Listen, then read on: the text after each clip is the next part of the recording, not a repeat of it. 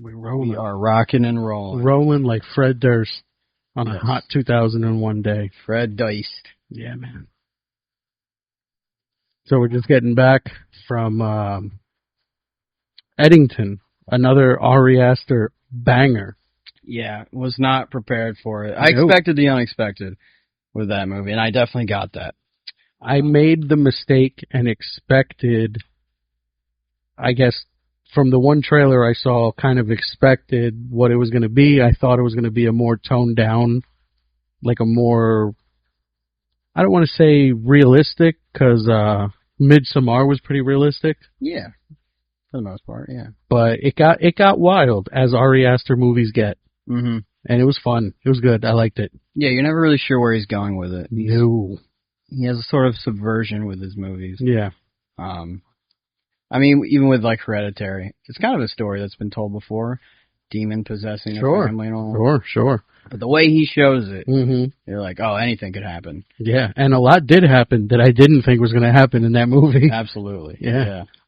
Main thing being, I thought the daughter was going to be in more than 30 minutes. Right, yeah. Yeah, you think she'll be the protagonist. I thought that was going to be the demon child. Mm-hmm. But we're not here to talk about past masterpieces. Right. We're here to talk about new ones. Current. The Mona Lisa 2. Yeah. Mona Lisa. There we go. Mona Lisa. Yeah, Eddington. Yeah, I think, it's definitely probably, I haven't read many reviews on it, but. Yeah, me neither. I'd imagine it's going to be a pretty divisive movie. Absolutely. I mean, it's just because of the fact that it's, depicting COVID-19. Yeah, the first half of that movie was very, like, it definitely shined a light on that first year of COVID. I mean, it takes place in, I think, May of 2020. Yes. So that's definitely right at the very beginning of lockdown, the very beginning of all these crazy mandates, very, very beginning of you can't come in here without a mask. Like, that was a huge scene in the movie for a grocery store. Like, it shined a light on it that I don't think a lot of people noticed back then just because we were living it. You know, we were changing our ways day to day. Yeah. And now looking back on it 5 years later, we get to look at all of it and go, that was fucking stupid. Mm-hmm. Yeah, and I wouldn't say it exaggerated any of it. No. The absurdities of, the mandates, of the 6 feet and the masks and what have you. Yeah. And just the other side of that, I guess, denying the virus is real or whatever, kind of showing the both, I suppose, extremes of the situation. But, it didn't ever seem over-exaggerated to me. It seemed pretty on the nose. Right. On the nose, just like people's masks. Right, just under the nose. This guy, he's not even covering his nose. Like, I mean, I dealt with that. And that was the opening scene of the movie. True. The guy was like, look at you, you're not even fucking wearing it right. You're telling me to wear it right. I know, it immediately brought me back to 2020 when, going into Applebee's and forgetting my mask at home. And well, now you don't get to have boneless wings, fucker. Well, what I would do, which I thought would be, an appropriate substitute, was just kind of put my shirt over my nose. I'm like, I don't have a mask, but I'll do this. And they're like, well, that's not good enough. The hostess would tell me. And I'm looking around at all the customers. Nobody has their mask on. Right. Because they're eating food. Right. So I'm like, what difference does it make? I could do this for a solid 10 seconds before I get to my table. Right. And then I'm going to take it off just like everyone else. This is cloth, just like these masks. Yeah. But it's not good enough. Yeah. So, those levels of absurdity were... I'd say depicted pretty accurately. Yeah. Well, you got to remember, COVID does have a mind of its own, and it knows who to ignore, and it knows, like, fuck, he's sitting at a table at a Fridays right now, and he's taking a bite of his loaded potato skins, so I can't infect him and kill him and his grandmother. Right. But once he stands up to walk to that bathroom, if he doesn't put that mask on, you're done for, Craig. Yeah. You're fucking done for. We could see how absurd it was even in the moment. But 5 years later, seeing it in a big Hollywood production. It was nice to see. It was nice. It was nice to see. Felt a little validating. A little bit, yeah. And, I wouldn't say the movie picked a side, so to speak. No. It was just kind of showing the side. Right. Which a lot of people will fault it for. I hear that criticism a lot in movies. Fence sitter. Yeah, in movies that, like, show the issues, and I'm like, it's probably the best move, you know. Well, I mean, show the issues rather than taking a side. I don't think it's a movie's job unless it serves the plot to pick a side. Mm-hmm. You know, like this was a movie that was very much about two people who sat on the opposite side of an issue, and then the greater plot of the movie was bigger than COVID. Right. But it wouldn't have served the plot to be like dummies, Mm-hmm. or I mean, if there's a movie where that does serve the plot, as the viewer, it's up to you to just consume it for the story that it's telling you or not. I agree. Even if a movie is being overly pushy, mm-hmm. if it's not what you agree with, then you just don't watch it a second time. Yeah, exactly. I agree. I mean, yeah, many people will fault this movie, Eddington, for thinking it's both sidesing the thing, fence sitting, and being weak in that regard. But I'm sure some people will say, no, it is taking a side. For whatever reasons, leaning towards more sides. I don't know. I think at a certain point when it comes to movies and that have characters that address certain political or social issues, you have to kind of see the bigger picture. Yeah, sure, there is propaganda out there. But, I mean, for example, the most recent Batman movie had Catwoman talking about white privileged, white-collar billionaires or something like that. And then I heard a lot of criticism about, Batman's woke. Like, well, no, not necessarily. Just because it's depicting a character that is addressing something like that, saying, those particular words, that doesn't mean the movie is saying that. Sure. It's just showing a character that would say that. I mean, Catwoman, a burglar, you know what I mean? Right. She probably, doesn't... A lot of people think that the writer's voice is attached to every single word that's said because they wrote it. Right. And usually the people that think that are people who can't see perspective. Right. They can't imagine writing a character who may not agree with what they think. Right. So the movie itself must have an agenda. Right. My belief. Also, I mean, a second note, I got to be real honest with you. I've seen that movie. I loved it. I don't remember a single word Catwoman said because Zoe Kravitz is hot and I wasn't listening to her. I wasn't listening to a single fucking word she said. That's a good point. Yeah. And that's nothing against the movie. Right. And Zoe, you and your parents are beautiful. Yeah, exactly. It's everything to compliment her. Yeah. Yeah, she's pretty hot. So, yeah, non-issue. The way they address the issues in this movie, Eddington, a non-issue to me. I thought it was very funny. I mean, pretty much like the first hour or so, I was laughing my ass off. Yeah. Seeing the parallels to real life, and the way the characters interacted with each other it's very funny. Yeah. Yeah, Joaquin Phoenix, great performance by him. Absolutely. Certain moments he kind of reminded me of Jeff Bridges. I don't know if you got that. I was getting a little bit of the dude. I don't know. The very first, a little bit, like the very first scene where the cops are berating him for not wearing a mask in his car. Right. And he's just so flabbergasted, like at a loss for words. Kind of gave me like the dude vibes where it's just, he doesn't even have the words. He pissed on my rug, man. Right, totally, just like dumbfounded. Yeah. A wild movie. I'm not even sure where to start with this movie. But before we get into spoilers, I will say I recommend this movie. It's sure, yeah. Go see it. It's got a lot of twists and turns. Very entertaining. You never know where it's going. No, it's you're not gonna know where it's going at all. There's not. Yeah, it's a ride. Yeah, it's a solid thriller from Ari Aster. So he puts his own spin on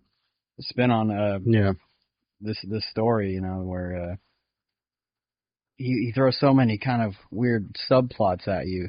Yeah, you there's can't a be lot. sure what if it connects to a certain kind of bigger picture. Yeah, that's kind of what I appreciate about the movie. It's definitely something I'm going to still mull over in the days after watching it. But yeah. I mean, my initial reaction to what you were saying, because I definitely felt that by the end of the movie, I felt there were a lot of strings that got started. A lot of just different plots, a lot of subplots and side characters, and I don't know if all of them really ended, But, like you said, like maybe I'll give it another watch, second or third watch, a few days to kind of sit with it. Mm-hmm. I wouldn't count it against the movie. It's just something that I noticed. Yeah, I certainly weren't resolved. Some of Yeah. the And also, out of all those characters, this movie does have a lot of characters. Mm-hmm. Not a single one of them every single one of them is out of their fucking mind. Yeah. Everybody is crazy in this movie. The kids are crazy. The cops are crazy. Pedro Pascal's crazy. The mom's crazy. The Indian reservation cops are crazy. Yeah. Everybody's out of their fucking mind. Yeah. In this movie. Yeah, the movie, it kind of reminded me a little bit of like a Coen Brothers movie. I'm not sure if you've seen a lot of their movies, but it had this like the small town kind of conspiracy thing going on. So the vibe was kind of very much Coen Brothers. And yeah, characters dealing with absurd situations and dealing with other absurd characters kind of had that Coen Brothers vibe. But yeah, it's a cool vibe. Small town, conspiracy kind of thrillers. I really like movies like that. And Small Town, Big Problems. Small Town, Big Problems, absolutely. That's going to be the name of my first movie. Yeah. Small Town, Big Problems. That's pretty good. Yeah. If I can score Kurt Russell to play Snake Plissken again. Yeah, right. It really, what that title, it just sounds like a tagline that you just made a title. Oh, that's good. Yeah. Small Town, Big Problems. That would be a better, So now I got to come up with a title. You got to come up with a title. You'll get there. But, wow. Yeah. Yeah. Wild movie. I think, but I do think, thinking about it for a while, did wrap up pretty nicely. I think some of the subplots that weren't resolved, I think kind of served as red herrings a little bit.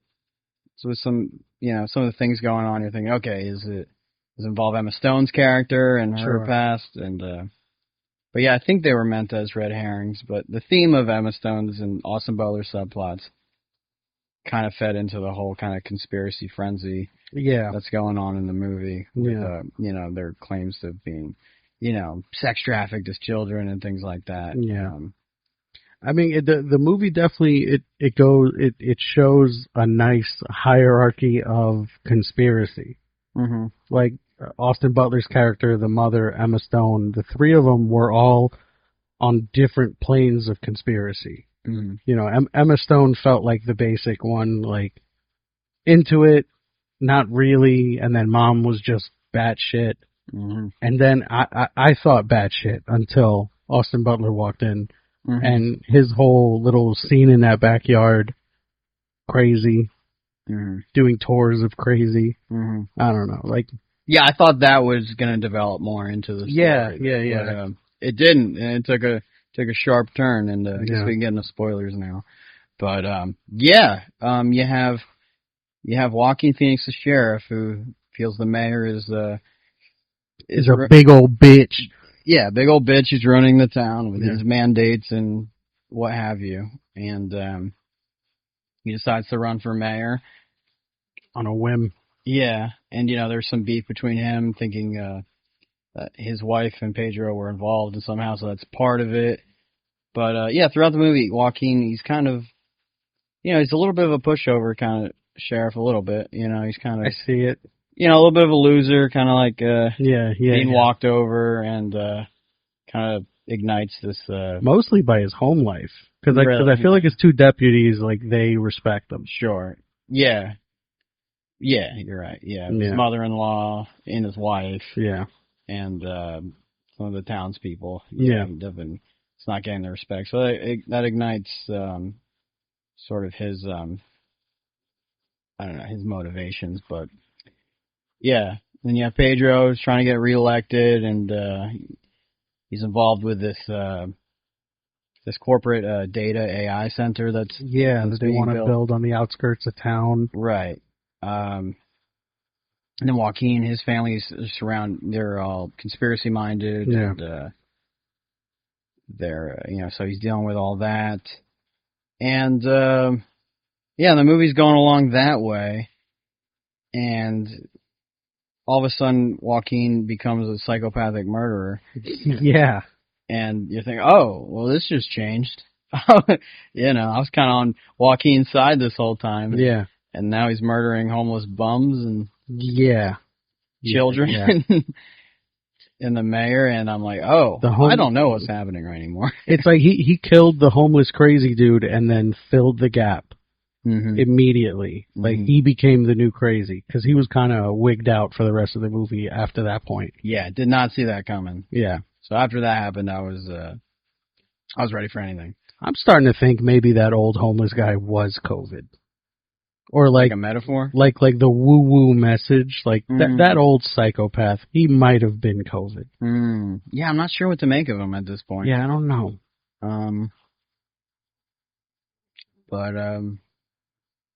Yeah. A lot of wild plot points. Kills him, kills Pedro Pascal, kills his kid.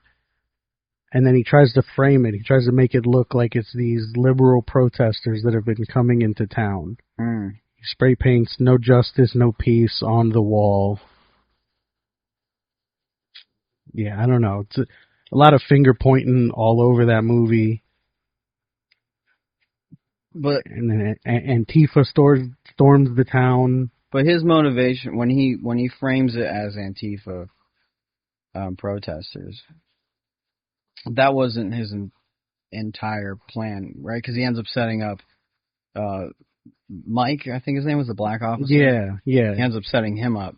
So I don't know if he wanted to make it look like it was Mike trying to make it look like protesters. Because I think he deliberately leaves one of the shell casings, and that leads back to his rifle, right? And then they find the mayor's watch in there, which of course Joaquin put in there. Right. So I guess that was his. I got to give it another watch then, because I remember after he shoots Pascal and his kid, there's 3 shots. He misses the kid the first time, and then the movie only shows you him picking up 2.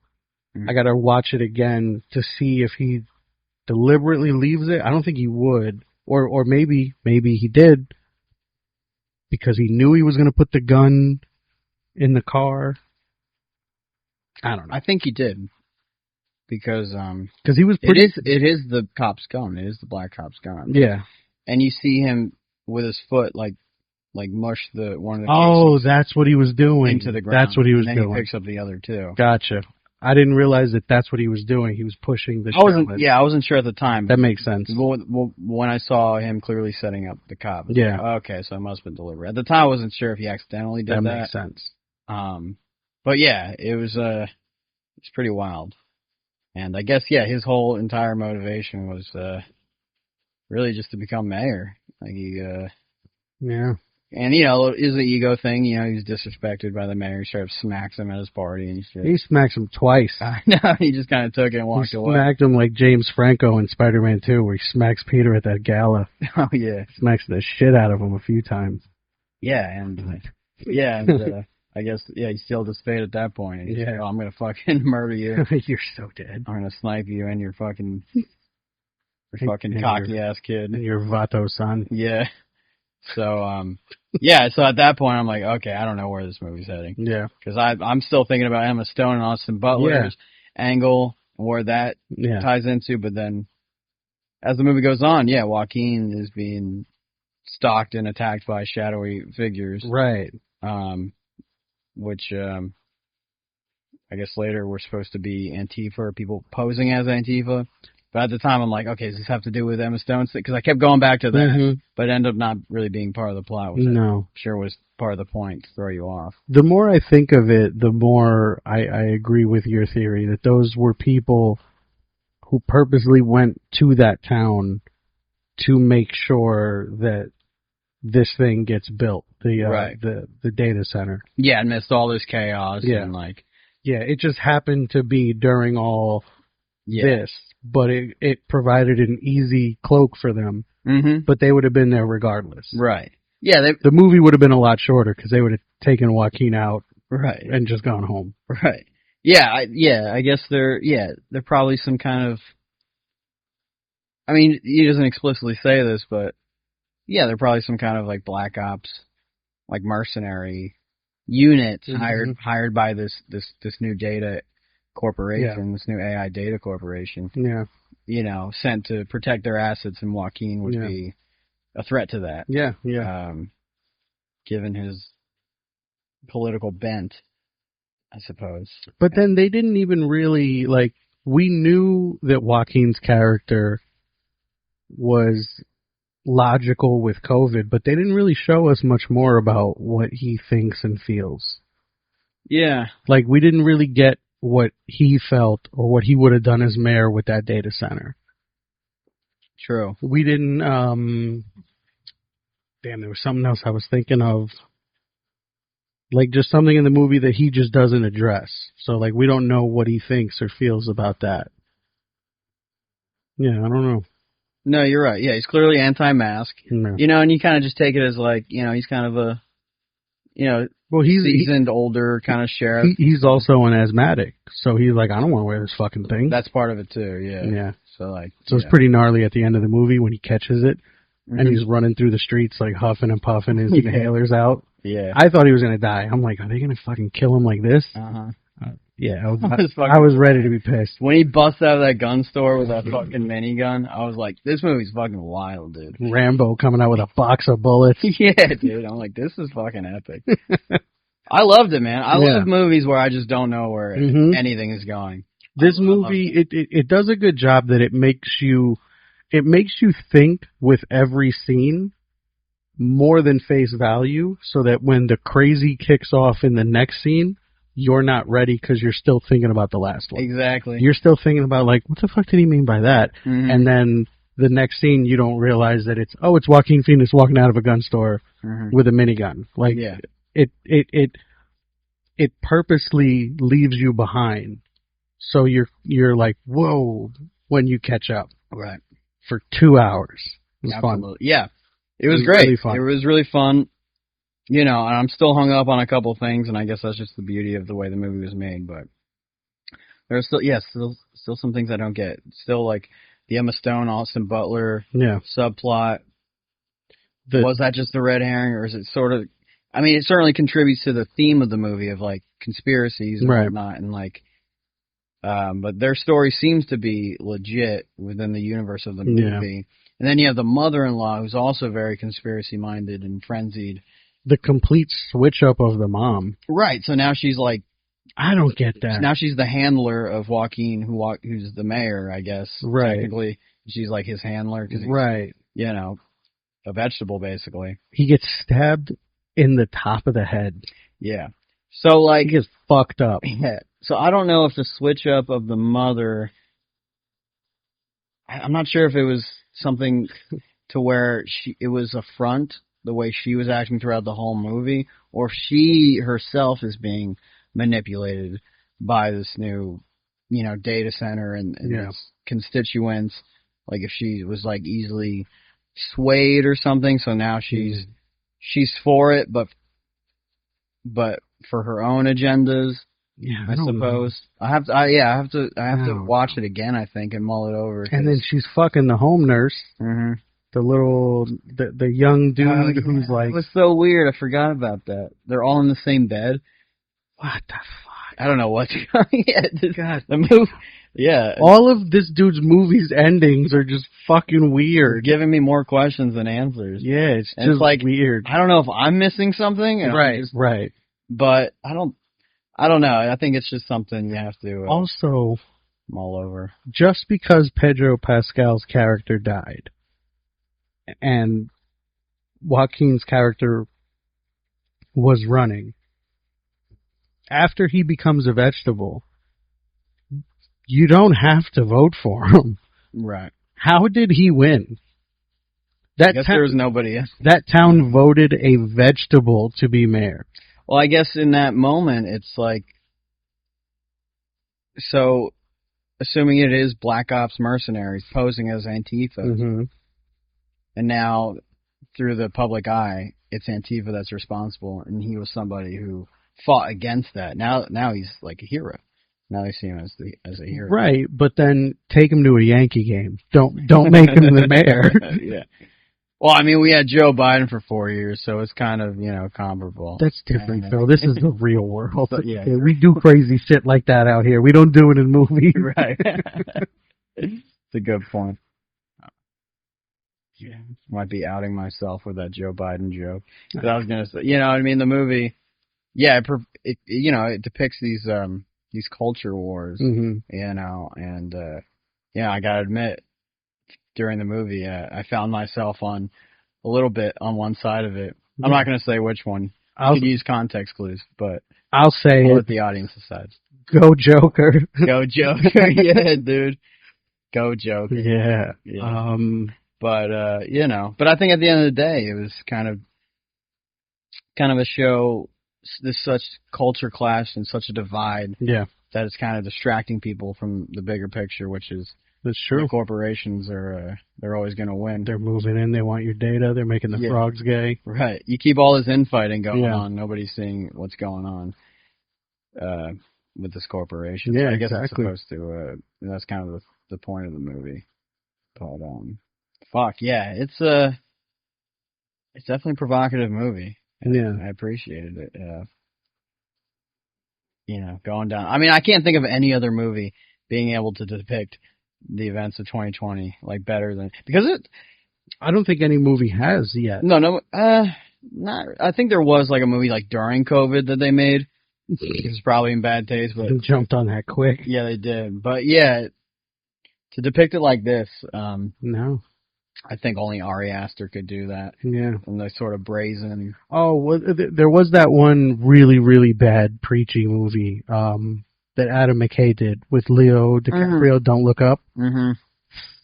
Did you see that? Yeah, it was a bit on the nose. But a little bit. Yeah, a bit on the nose. A little bit. You know. That movie just doesn't respect its viewers. That thinks everyone's an idiot. Yeah, yeah. Holy shit, that movie was bad. Poor Leo. Yeah, not too much nuance. Leo deserved better. Yeah, he has done better. Even like his worst movie was better than that. I know. Yeah. You know, they can't all be zingers, but yeah. Yeah. No. Yeah, great movie. Definitely. We'll need to rewatch it a couple of times for sure. Now, where do you throw this against his other movies? Ari's. It's a good question. It's so different from his other movies, but it's also all of them are so different from each other. They are, but there is like a certain kind of dark humor he retains throughout his movies. I've noticed. It's that East Coast humor. I guess so. He's a New Yorker. Yeah, and he's very. He depicts violence in very brazen kind of. Very brutal, very gruesome ways. Yeah. And he depicts characters with very severe mental illnesses. I guess that's the only kind of thorough line I see through his movies. But maybe I think maybe his more. I don't want to say. I won't rank it in terms of better or worse, but probably his most interesting movie outside of Beau is Afraid, which you need to see. Yeah, I definitely got to watch that. Yeah, talk about like. I think that's on HBO. I gotta talk about layers and subtext and whatnot. That movie is all of that. It's a wild movie, but this movie had plenty of it too. Hereditary and Midsommar were a little bit more straightforward movies, I'd say. I also feel like those were a little bit artsier than this one. Yeah, those movies, like some certain shots in those movies. I mean, every shot in the movie is specific, but with Hereditary and Midsommar, like a lot of them serve narrative purpose. Yeah. And I feel like with this one, there were some nice shots, but now that I think of it, I didn't even realize I was looking for it. But there was nothing that made me go like, holy shit, like some of the shots in those movies. Mm-hmm. Yeah. It was definitely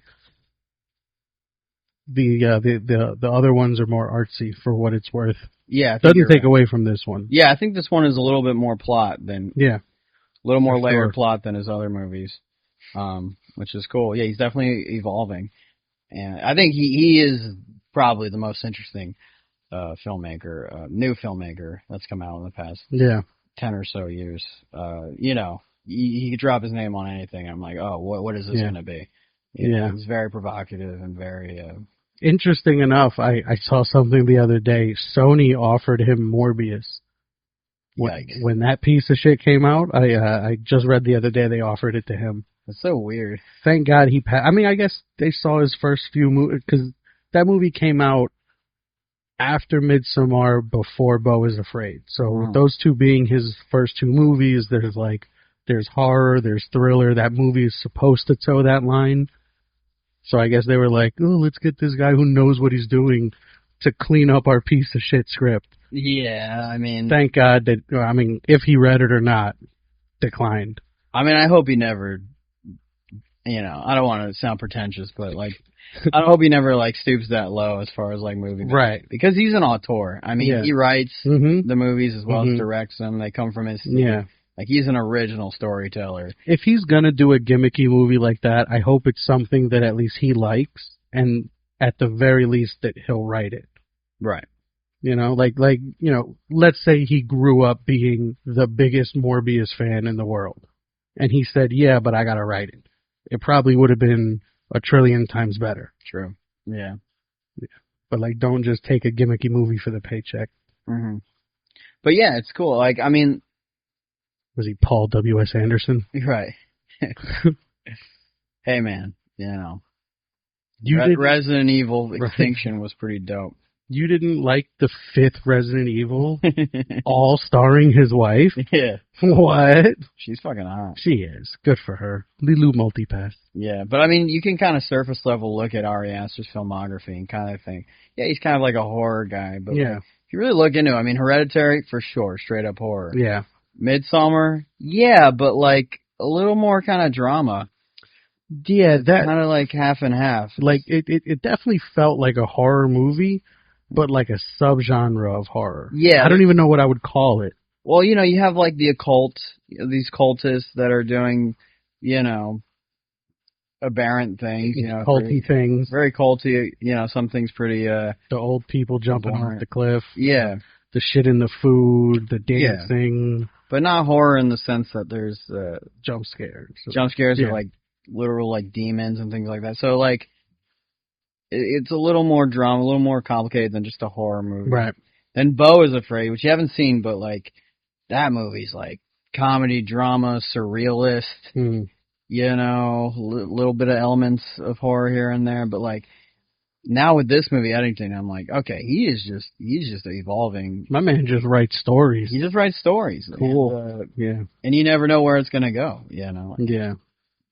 And I find that exciting, and I will happily pay $15 for his next movie. I won't even watch the trailer. Yeah. I could just go by his past filmography, and I know I'll be in for something pretty interesting. Yeah, so sure. I highly recommend this movie. I mean, I hope it performs well. His last movie, Beau is Afraid, did not as a box office bomb. Yeah. So if this one is a bomb, he might have to do Morbius too. You know. Yeah. No. Hey, you got to pay the bills, right? And I get that, but I hope that isn't the case. I hope. Yeah, me too. I hope he makes very interesting projects like this. I hope we see him around for a very long time, and we probably will, because I Googled him in the car, and he's only 39 years old. There you go. So he's a young buck. He's a young buck. It also reminds me I haven't done fuck all with my life, but it's all good. We're getting there. We're getting there. We're getting there. He's going to be on this couch soon. Dude, I hope so. Yeah. I hope so. I'll be like, hey, man, just put me in something. Yeah. I'll be the guy that gets shot in the head in a gruesome way. Just put me in something. I could die real good. Yeah. I'm a good dyer. Yeah. We can just somehow find a way for Ari to see this video and, like, see. We're a big fan of his. We could just tag him. Yeah, we'll tag Ari Aster. Maybe he'll see this. Yeah. We'll get him on the show, and we'll have a fantastic conversation. Yeah. And then, boom, our numbers will go up. Numbers go We up. can exploit him, but respectfully, because we love his movies. Right. And, you know, hopefully he likes our analysis of it. Sure. You know. Imagine he sits there and he's like, you two fucking get it. Meanwhile, getting it is like, what the fuck's going on? Right. We don't get it. And he's like, exactly. I don't want anybody to get it. You know who else doesn't get it? Me. Yeah. I wrote the fucking thing. Absolutely. Yeah. So, yeah, he would appreciate that from us. He would. And we'd appreciate him and be like, hey, I mean, personally, you're my favorite Jew in Hollywood, right? I'm assuming. Just his name's Ari. I don't know. Right. It's a very Jewy name. Yeah. I mean, you make a box office bomb like Beau is Afraid, which I think didn't even make, you know, a quarter of its budget back. Really? And he got this, movie right afterwards. Yeah. So, And sometimes the all of his the stuff genes has been help. under A24, right? I think so far. Yeah, there we go. I mean, the people running that studio, They're artsy. They get it. They know, he's not going to get Yeah. Avengers numbers. and they also put out a lot of bombs. Like a Sure. studio like that is just churning out content just because they like it. I mean, Yeah. Hey, who cares if That's how it should be. if they have the money to fund it and they like the idea, Mhm. go for it. That's how it should be. I mean, that's how it was back then, like the 90s and Yeah. the With 70s. studios like Miramax. Yeah, exactly. Yeah. So they were making real art over there, that Harvey guy. Yeah, dude. Say what you will, he got Pulp Fiction made, so I don't know. There we go. But I mean, hey, Kevin Smith, I got Dogma because of Harvey Weinstein. I know. He didn't fuck me, so. Hey, man, not everything's so black and white, Yeah. Some good things can happen from bad apples, If you don't bite them. Right. This is getting biblical. It is. Yeah. It is. We're very, damn, I forgot the word now. I just look stupid. Cultured, Cultured. There we go. There's one. well-rounded, Well-rounded. intelligent. Perceptive.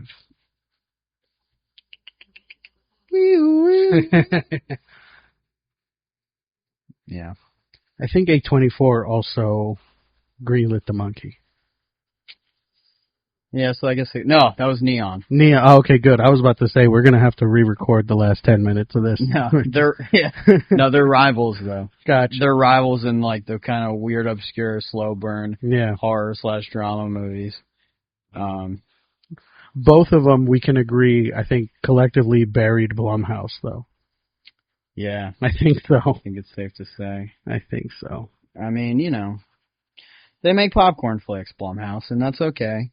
That's okay. They used to be the artsy horror people. Were they? I think so. I think when they first started coming around, there were a few hits that were like really good. Paranormal Activity, I wouldn't say is high art. Now, I love it's entertaining, but Yeah. I mean, at the very least, it's a very different take on possession or like the ghost or the haunting genre. fair. The first one. But then they made 6 of them exactly the same way. Mm-hmm. So like, oh God. Mm-hmm.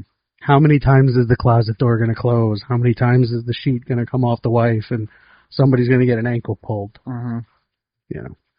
You know what it is? You know how they hook these people? By like the 5th movie. Yeah. After all that bullshit, Right. they circle back to the first one. Oh, Like, oh yeah. my God, and everyone That's loses right. their fucking mind That's because right. it connected to the. Oh, it's a prequel. You think it's happening in order, but no. And also the big trick, you make them all PG-13. Mm-hmm. So you get those dumb high schoolers to come and see it. Yeah, and honestly, like I just avoid those movies altogether. Yeah. Because it's going to be a terrible theater experience. Yeah, I'll wait for VOD. Yeah. What else to say? I don't know. Who better but Pedro Pascal to play a virtue signaling leftist? And the weirdest part about that is that this was his least unbearable role in the mold that he basically lives in real life. Mm-hmm. Like, I'd much rather see him in half of this movie, and I'm a Marvel fan, and I have no desire to, like, enjoy him in the Fantastic Four. Mm-hmm. I don't know. He's just a weird dude who weirdly touches his coworkers on stage. Oh, yeah? I didn't know. You never noticed that? No, I had no idea. Oh, yeah, I guess so. He does this weird thing at, like, press junkets and cons and stuff where he stands really close and, like, grabs their hands because he has social anxiety. The guy that became an actor Right. chooses to get up and perform in front of people is like, I don't like eyes on me. Hold my hand. It is kind of weird, but, I mean, actors are touchy-feely kind of weirdos, They get real, like, they have different boundaries than normal people. I will say I did see something, a brief little snippet on some channel when they were doing a press junket for this movie. Joaquin Phoenix was waving at some people like this, and Pedro Pascal quickly swatted his arm down, assuming that he didn't want people to interpret it as a Nazi salute. And I'm just like, come on. How dumb do you think your fans are? Yeah, like, so it's like, what, like, it goes back to it, like, who better to play a virtue signaling leftist Right. than him? Like, Right. it's so true to life that, you know, it almost didn't even bother me. It's like, yeah, of course he'd play this. Yeah. And you know what? And he was great. He was. He's a good actor. He really is. He's just fucking annoying. Yeah, he's so insufferable in real life. But I try to fucking great. I love watching him and shit. Mm-hmm. I just, when the camera's off, get him the fuck away from me. I know. I can't stand him. Yeah, that's why I gotta avoid, like, these stupid tabloid fucking things, because they're just only gonna ruin my perception of these people. Which I already assume is, like, bad. Yeah. Maybe that's just the cynical side of me, but, you know, Sure. Hollywood. Yeah. It is what it is, but I think Hollywood. I think Joaquin Phoenix is a real one, though. Yeah. He seems like a good dude. He also seems like he could be a real weirdo, but not in a creepy way. Just a weirdo in an old traditional, like, what the fuck is wrong with you? He's not in your face about it. Right. I don't think he's going to shoot up a school. I don't think he's going to kidnap a kid. Probably not. But he's probably into some shit that's like, all right, that's a choice. Right. Yeah. Some Scientology ties.